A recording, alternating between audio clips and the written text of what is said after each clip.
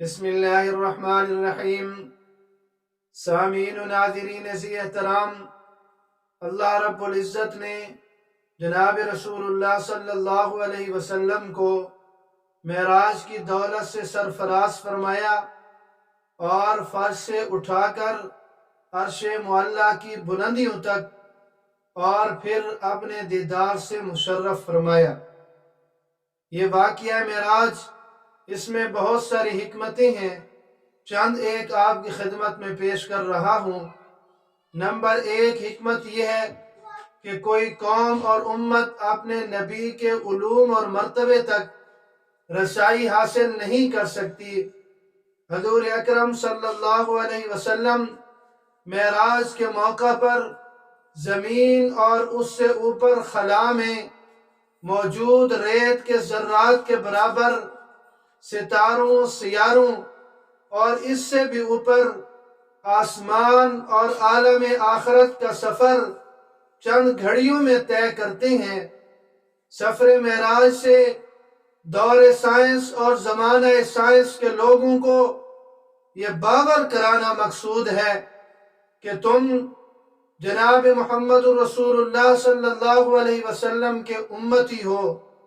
تم چاند، مریخ اور اس سے بھی آگے کے جتنے چاہے سفر طے کر لو، امتی ہونے کے ناطے تم رفعت اور بلندی کو دور سے بھی نہیں دیکھ سکتے۔ وہ رفعت اور بلندی جو جناب محمد رسول اللہ صلی اللہ علیہ وسلم 1500 سال پہلے طے کر چکے ہیں، تم اس کی گرد کو بھی نہیں پا سکتے۔ تو یہ واقعہ معراج ہمیں سمجھا رہا ہے کہ ہوش کے ناخن لو، جناب محمد رسول اللہ صلی اللہ علیہ وسلم کا یہ معجزہ آج بھی تر و تازہ ہے اور حق کی طرف بلا رہا ہے کہ آؤ اور حق کو سینے سے لگا لو۔ نمبر 2 حکمت یہ ہے کہ مسجد حرام سے مسجد اقصی تک کا سفر جناب رسول اللہ صلی اللہ علیہ وسلم نے اس معراج کے موقع پر فرمایا۔ اس میں یہ راز پوشیدہ ہے کہ حضرت محمد صلی اللہ علیہ وسلم اور آپ کی امت دونوں قبلوں کے انوارات اور برکات سے بہرہ ور ہوں گے اور دونوں سے یہ مستفید ہوں گے، اور دونوں قبلے یعنی بیت اللہ بھی اور بیت المقدس بھی اس امت کے قبضے میں آئیں گے۔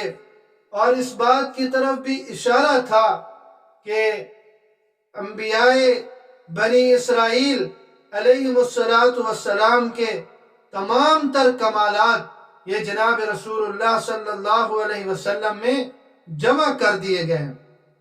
اور تیسری حکمت معراج کی دولت سے جو سرفراز فرمایا اس میں یہ ہے کہ اللہ رب العزت کی راہ میں جناب رسول اللہ صلی اللہ علیہ وسلم نے بہت زیادہ تکالیف برداشت کی۔ ان تکالیف کو برداشت کرنے کا صلہ اللہ رب العزت نے عزت اور رفعت اور ترقی کے ذریعے عطا فرمایا کہ اس معراج سے پہلے اسلام کی خاطر ہر طرح کی تکلیف جناب رسول اللہ صلی اللہ علیہ وسلم نے برداشت کی۔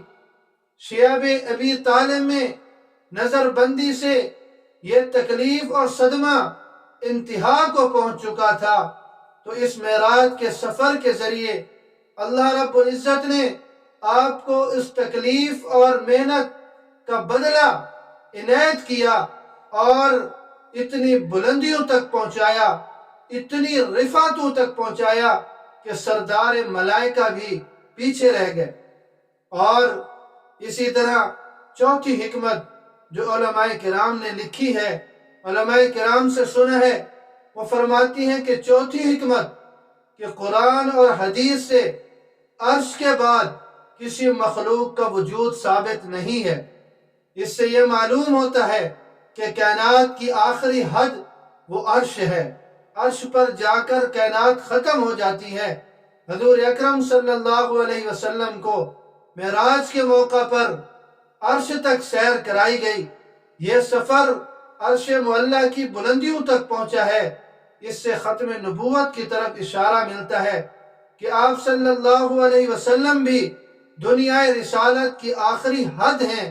جیسے اس کائنات اور دنیا کی آخری حد عرش معلیٰ ہے، اسی طرح دنیا رسالت، دنیا نبوت کی آخری حد جناب رسول اللہ صلی اللہ علیہ وسلم کی ذات گرامی ہے کہ آپ صلی اللہ علیہ وسلم کو عرش معلیٰ کی بلندیوں تک پہنچا کر معراج سے اللہ رب العزت نے یہ سمجھایا کہ اب آپ صلی اللہ علیہ وسلم کے بعد کوئی نبی اور رسول نئی شریعت لے کر آنے والا نہیں ہے، نبوت اور رسالت آپ پر ختم ہے۔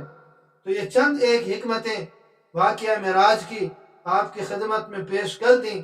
اللہ رب العزت ہمیں جناب رسول اللہ صلی اللہ علیہ وسلم کی عظمت سمجھنے کی اور پہچاننے کی توفیق نصیب فرمائے۔